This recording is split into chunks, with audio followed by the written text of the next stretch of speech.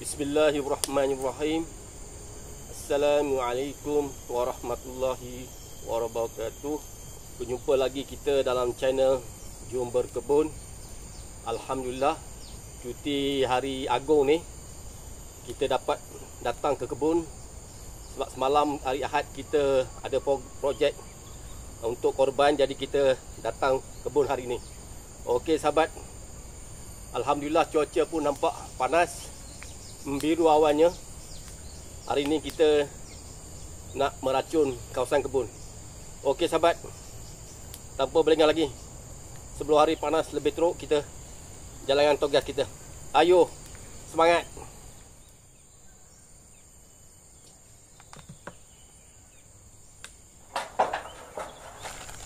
Ini kita letak sedikit serbuk sabun pencuci baju.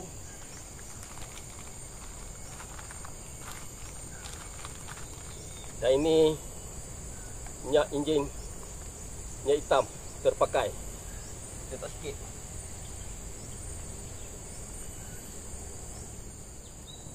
Lepas tu kita tapis air ni sebab banyak abuk.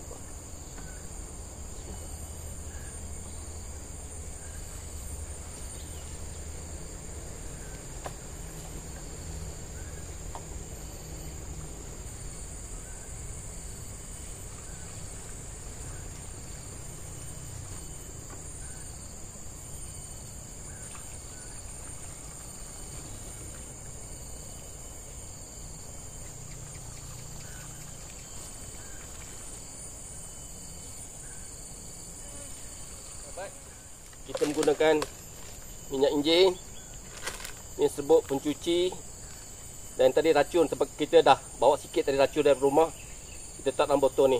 Okey sahabat, moga kebun kita dapat diterangi. Okey, terus InsyaAllah kita akan meracun di kawasan ni, sebab dulu kita racun tidak berapa baik. Okey sahabat, nampaknya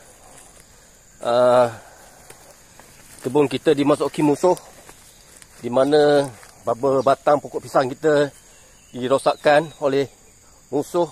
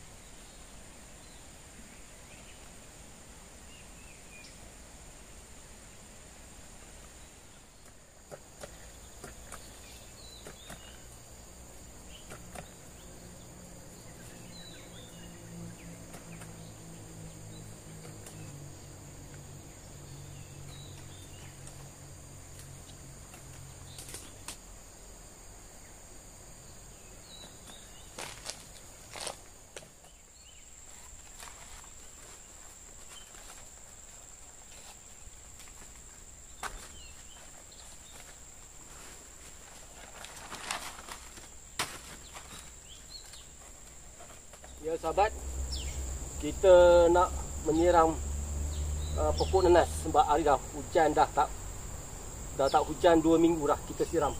Okey sahabat, jom.